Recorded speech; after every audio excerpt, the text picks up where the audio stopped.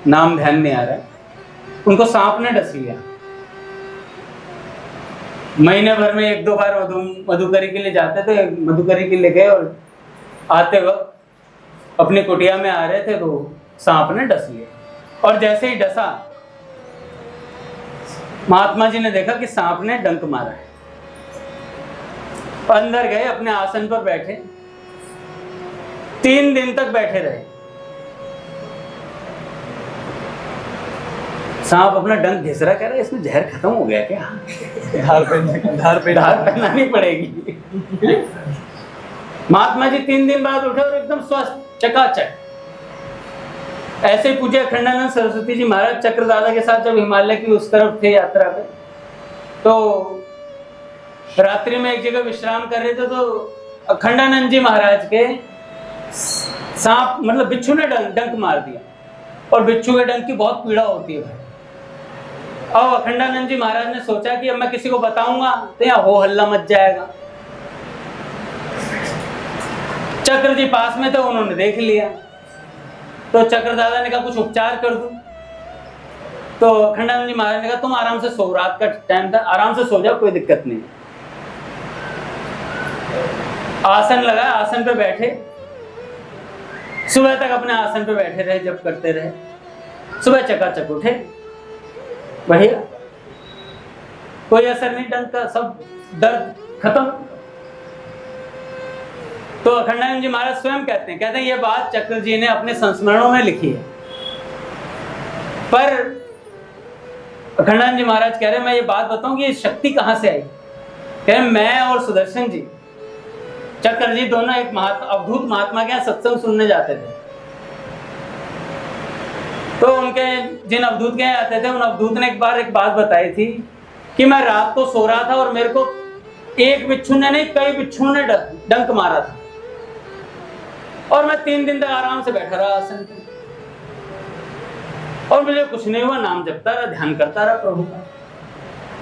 कह रहे जब रात को मेरे डंक मारा बिच्छू, तो मुझे उन अवधूत की वो बात याद आ गई थी कि आसन पर बैठकर नाम जप करेंगे, भगवान का भरोसा रखेंगे तो इसका असर खत्म हो जाएगा। कह रहे बस इसीलिए वो डंक का असर नहीं हुआ मेरे ऊपर। तो महाराज जी कह रहे थे अखंडानंद जी महाराज कि भगवान का इन संतों महात्माओं के संस्मरण सुनने मात्र से एक विलक्षण शक्ति हृदय में प्रवेश करती है। और जब हमारे जीवन में कोई प्रतिकूल परिस्थिति आती है तो इन महात्माओं की बात हमें याद आती है कि भाई इस समय क्या करना चाहिए, उन महात्मा ने क्या किया था। उतनी इंटेंसिटी से हम नहीं कर पाएंगे, लेकिन फिर भी अगर कुछ भी करेंगे तो उन महात्मा की शक्ति आपके पास आएगी, वो महात्मा आपको बल देंगे। मैं कल बता रहा था, महादेव जी आपको बताया है,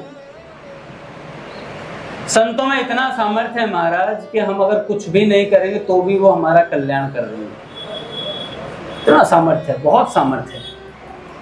पूज्य मलुकपीर सरकार कह रहे थे कि बात यहाँ गुण अवगुण की है ही नहीं। अगर किसी भगवत प्राप्त महात्मा ने आपके लिए संकल्प कर लिया तो आपके लिए परवाना काटा जा चुका है।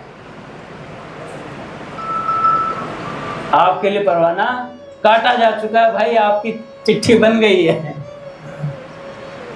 आपको उन्हीं के पास पहुंचना है। पर इतना सुनकर के साधक के मन में ये निश्चिंतता तो आनी चाहिए कि मेरा कल्याण निश्चिंत है, मैं उन्हीं के पास जाऊंगा। पर जब तक यहां हूं तब तक उनकी लीलाओं का रस तो ले लूं, उनकी लीलाओं का रस तो ले लूं। भजन का रस क्या होता है भैया, ये अपने पूज्य भैया से पूछें, भजनानंदी महात्माओं से पूछें। मुक्ति नौन सी खारी लागे, ये बात कहनी आसान है, हम लोग कह तो देते हैं। जैसे मेरे से कोई अंगद जी मुक्ति लोगे क्या, मैं ताव में आकर है, हम तो ठाकुर जी के नित्य निभृत निकुंज में जाएंगे, वहां का रस पिएंगे। रसगुल्ला छोड़ा नहीं जा रहा है, मुक्ति छोड़ने की बात करते हैं। छूट सकती है क्या? अभी तो अपनी आसक्तियां नहीं छूट रही, मुक्ति तो कहां से छूटेंगी भाई। जिसके लिए महात्मा योगी जन इतना तप करते हैं, उसका क्या रस होता होगा उस आनंद का भी। उस रस को कैसे छोड़ पाएंगे जब यही नहीं छूट रहा। तो बस बात ऐसी है भैया, इन महात्माओं के संस्मरण सुनने से विलक्षण बल मिलता है।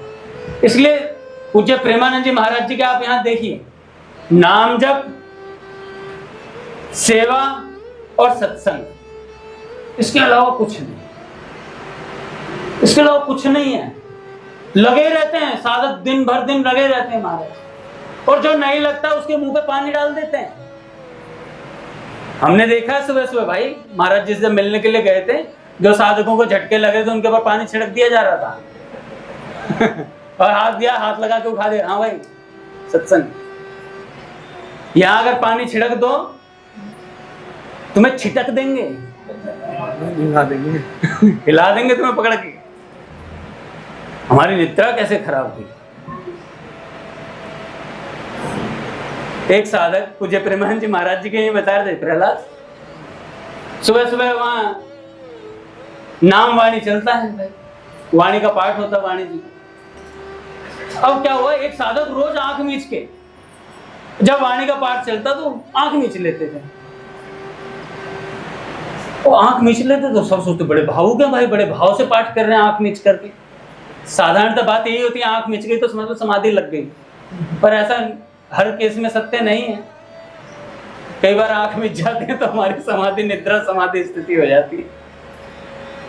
जैसे हम शिव महिमा स्तोत्र पढ़ते थे गीता भवन में, उसके बाद तो जब हमें कंफर्म हो गया कि ये सिर्फ संडे को ही होता है तो हमने शिव महिमन के बाद जाना शुरू कर दिया, उसके बाद एंट्री मारते। तो वो साधक रोज वाणी जी का पाठ चल रहा है, भगवान जी और उन खूब बढ़िया से मतलब लहरा लहरा के मतलब नींद में झूल रहे हैं। तो किसी ने कहा देखो कितने भाव से पाठ करते हैं। एक साधक ने आगे बताया, महाराज जी पास ले जाता हूँ आपको थोड़ा सा, माइक इनके लेकर गए तो खर्राटों की आवाज आ रही बढ़िया से। तो भैया उठा देते हैं वहां पर, सोते हुए उठा देते हैं, भाई नाम वाणी का समय है, अपना भजन करो, शुरू करो दोबारा से अपना। तो ऐसे ही अपने घनश्याम दास ठाकुर जी थे भैया, पूरी रात रात भर बाबा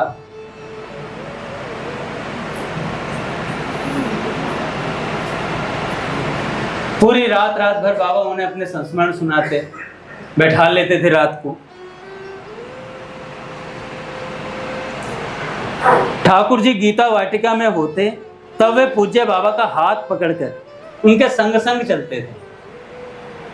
कीर्तन के मध्य उनके आलाप को सुनकर बाबा अत्यधिक भावुक हो जाते थे और बार बार स्वयं भी आलाप लेते थे ठाकुर जी के साथ। पूज्य बाबा कहते थे, जब ठाकुर आलाप लेता है तब मैं जान जाता हूं कि जो वस्तु मैंने इसे प्रदान की है वो इस तक पहुंच गई और इसके पास सुरक्षित भी है। देखो पहुंचना बड़ी बात नहीं है, उसकी सुरक्षा करना बड़ी बात है। नाम जप में लग जाते हैं सब, सत्संग में लग जाते हैं, पर उसे बरसों तक सहेज नहीं रख पाते। क्यों? एक भक्ति का वृक्ष तो बो दिया, पर उसको बाड़ा भी चाहिए भैया, बाड़ा भी चाहिए, सत्संग का बाड़ा चाहिए जिससे वो पनपता रहे, वरना माया रूपी बकरियां आके चढ़ जाती है। तो वस्तु सुरक्षित भी है, मैं समझ जाता था। एक बार पूज्य बाबा ने परिक्रमा करते समय हाथ पकड़े हुए ठाकुर जी से कहा, क्यों ठाकुर, तुम्हें मेरी कलाइयों की चूड़ियों की खनक सुनाई दे रही है? ठाकुर जी बोले कि बाबा मुझे तो कुछ भी सुनाई नहीं दे रहा। तब बाबा ने कहा कि मेरी आंख से देखो ठाकुर, मेरी आंखों से देखो ठाकुर। इसके बाद श्री ठाकुर जी जब बाबा का हाथ पकड़कर परिक्रमा लगाते तो उन्हें भाव राज्य की स्फूर्ति होती। पूज्य बाबा के स्थान पर उन्हें विरहिणी श्री राधा दिखाई देती। श्री ठाकुर जी स्वयं को भी अपने भाव देह में पाते। श्री ठाकुर जी जब वृंदावन से श्री गिरिराज जी की परिक्रमा के लिए गोवर्धन जाया करते थे तो वह गिरिराज जी के ऊपर चढ़ जाया करते थे। उन्होंने श्री गिरिराज जी की शिलाओं पर श्री कृष्ण लीला संबंधी अनेकों चिन्ह देखे थे। उसकी चर्चा पूज्य बाबा से की थी। गीता वाटिका में श्री गिरिराज जी के विधिवत पूजन, परिक्रमा आदि नियमों की स्थापना के बाद पूज्य बाबा की आज्ञा अनुसार ठाकुर जी ने गिरिराज जी पर भूल से भी चरण रखना बंद कर दिया। पूज्य बाबा के पैर में एक बार फ्रैक्चर हो गया। उनकी संभाल के लिए ठाकुर जी को वृंदावन से बुलाया गया। ठाकुर जी कई महीनों तक पूज्य बाबा की सेवा में रहे। यहाँ से पूज्य बाबा के स्वास्थ्य की सूचना पूज्य महाराज जी को वृंदावन देते रहा करते थे। इन्हीं दिनों भोपाल में पूज्य महाराज जी के भक्त श्री हीरालाल जी के यहाँ संकीर्तन का आयोजन था। पूज्य महाराज श्री भोपाल पहुंच चुके थे। वहां से उन्होंने ठाकुर जी को भोपाल आ जाने के लिए पत्र लिखा था। महाराज जी के पत्र के ऊपर श्री ठाकुर जी ने जो पत्र लिखे थे, उन पत्रों का कुछ अंश इस प्रकार है। ठाकुर जी ने कहा, पूज्य बाबा के पैर की हड्डी इतनी बुरी तरह टूटी है कि दूसरा व्यक्ति तो उठ ही नहीं सकता।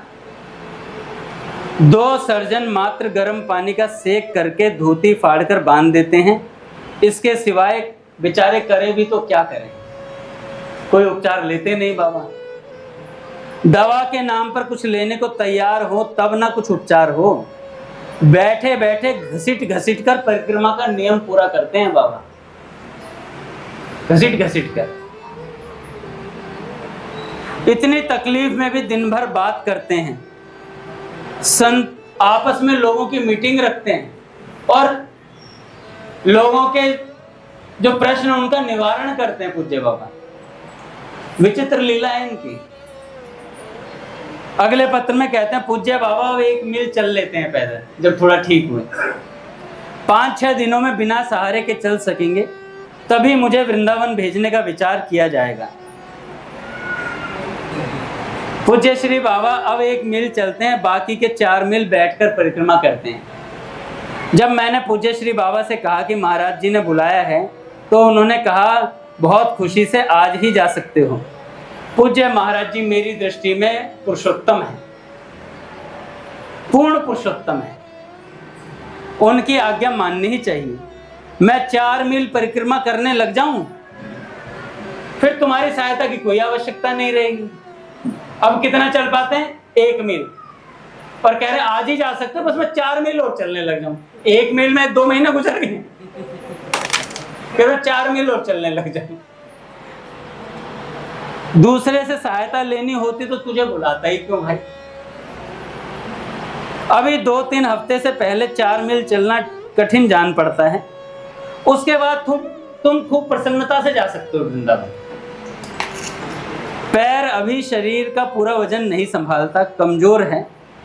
यदि पैर की बात ना होती तो मैं किसी भी हालत में आ जाता, परिस्थिति तो है ही ऐसी।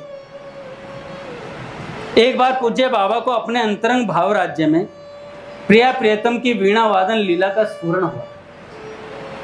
कुछ दिन बाद उनके मन में उसी लीला का पुनः आस्वादन करने की इच्छा हुई। तब उनकी भावना के अनुरूप एक वीणा बंबई से मंगाई गई।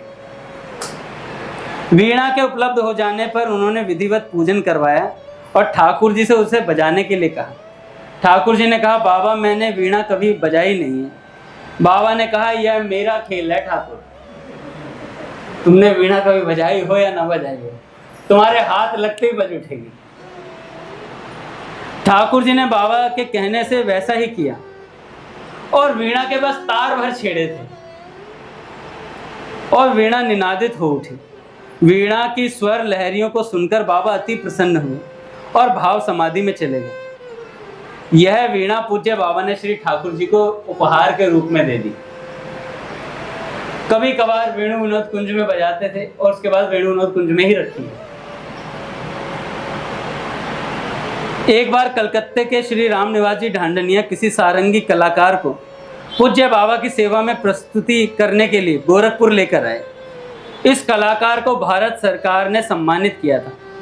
पूज्य बाबा के सामने उन्होंने अपनी कला का प्रदर्शन किया। जब वह अपनी प्रस्तुति दे चुके तब बाबा ने कहा, हमारे पास भी एक सारंगी बालक है, वो बहुत अच्छी सारंगी बजाता है,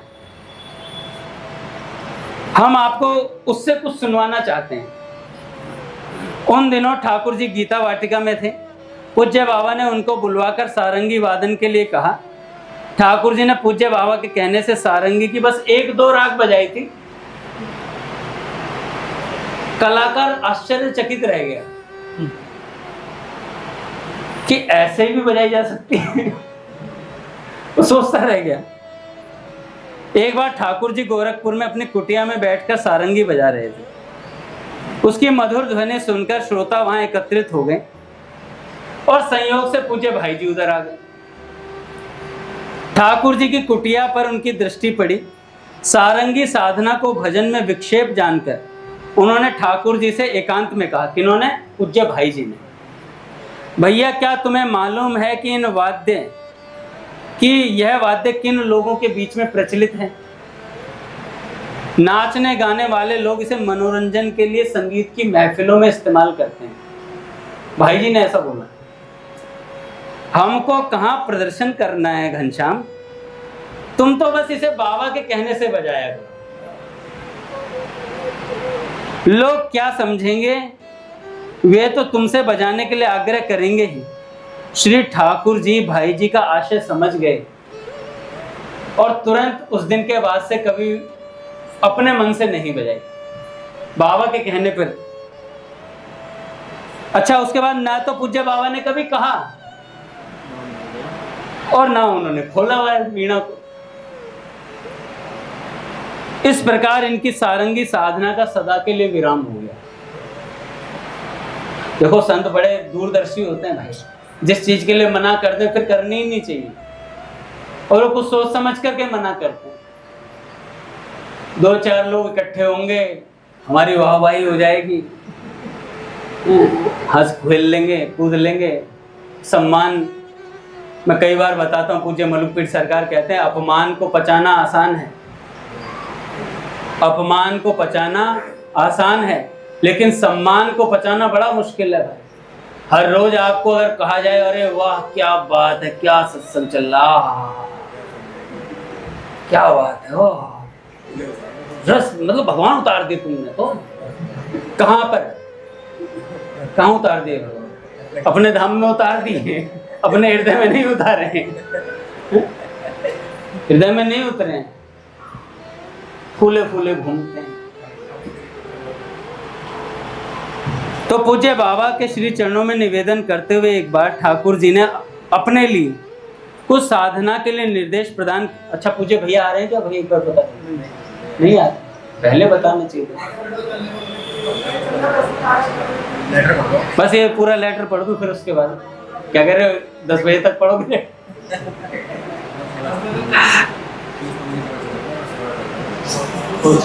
पूज्य श्री राधा बाबा के चरणों में निवेदन करते हुए पूज्य घनश्याम दास ठाकुर जी ने कहा कि बाबा, मुझे कोई साधना के लिए नियम बताओ। तो बाबा ने कहा, तुम्हारे लिए नियम के बारे में पिछड़िया से पूछकर बताऊंगा। पिछड़िया से पूछकर बताऊंगा। पिछड़िया कौन? श्री कृष्ण से पूछकर बताऊंगा। दूसरे दिन पूज्य बाबा ने ठाकुर जी से कहा, ठाकुर, श्री कृष्ण ने मुझे इंगित करते हुए कहा है कि यह बालक पूर्व जन्म में पर्याप्त साधना कर चुका है, अब इस जन्म में इसे विशेष साधना करने की आवश्यकता नहीं है, इसलिए तुम्हें अभी कुछ नहीं कहा जाएगा। अच्छा, ऐसा बाबा ने बोल दिया। उसके बाद उन्होंने जब नाम जब छोड़ दिया, क्या 3 लाख नाम जब तब भी करते थे भाई। अगर मुझसे भी कोई बोल दे, अंगद दास तुमने पिछले जन्मों में भजन कर लिया है, भगवान की प्राप्ति हो चुकी है, इस जन्म में भी तुम्हें भगवान की प्राप्ति हो ही जाएगी, और बिल्कुल प्रत्यक्ष दर्शन चलते फिरते तुम्हें भगवान बांसुरी से राधा रानी कंधे पे मुखारविंद रखे मिलेंगे। अगले दिन से अंगद दास घर पे संगीत सत्संग माला वापस पैसे वापस कर दो। अंगद भरोसे कुंवरी के सोवत पांव पछा, मस्त सो रहा है। पर ठाकुर जी ने ये बात सुनी और बाबा ने कहा कि यदि बाद में कोई प्रेरणा हुई ना ठाकुर, मैं तुम्हें अवश्य बताऊंगा। कई दिनों बाद पूज्य बाबा ने ठाकुर जी को श्री राधा सुधा निधि का पाठ करने के लिए कहा। अच्छा, कृष्ण कर्णामृत का महाराज जी ने दे रखा था, राधा सुधा निधि का बाबा ने दे दिया। 3 लाख नाम जब, भाई कितना साधन हो, ये ठाकुर जी ने दिया। अच्छा, उसके बाद बाबा चले गए काष्ठमोहन पे। काष्ठमोहन पे जाने के बाद तो बाबा जब काष्ठमोहन से निवृत्त हुए तो बाबा से ठाकुर जी ने कहा बाबा आपने जो मुझे राधा सुधा निधि के पाठ का नियम दिया था वो मैं निभा नहीं पाया।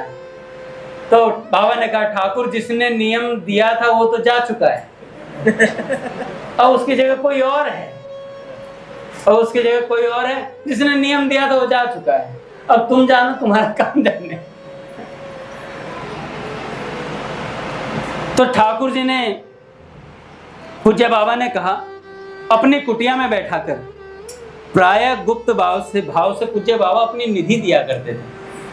अपनी कुटिया में बैठाकर भाव निधि को अपने से जुड़े हुए समस्त परिकर जनों को प्रदान किया करते थे। बाबा इस प्रक्रिया को अपनी भाषा में थाल परोसना कहते हैं। प्रहलाद जी सबको बाबा क्या करते थे, अपनी कुटिया में बुला करके अपनी भाव निधि सौंपते थे। जैसे अपने,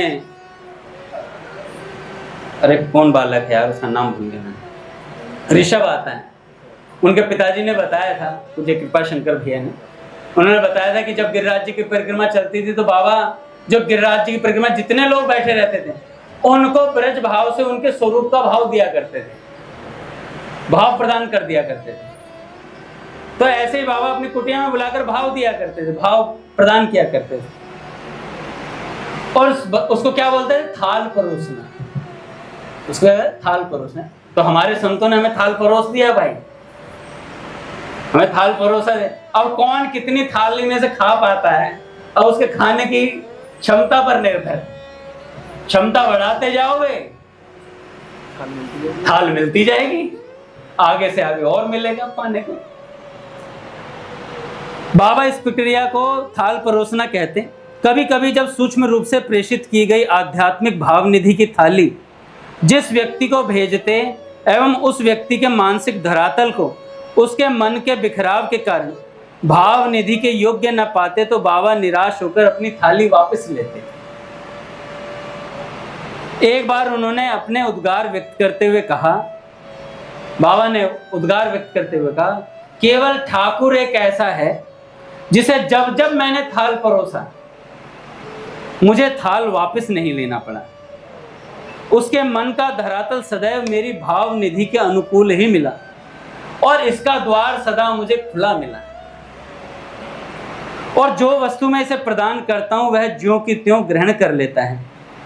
ठाकुर में एक आना भर भी ठकुराई बाकी नहीं है।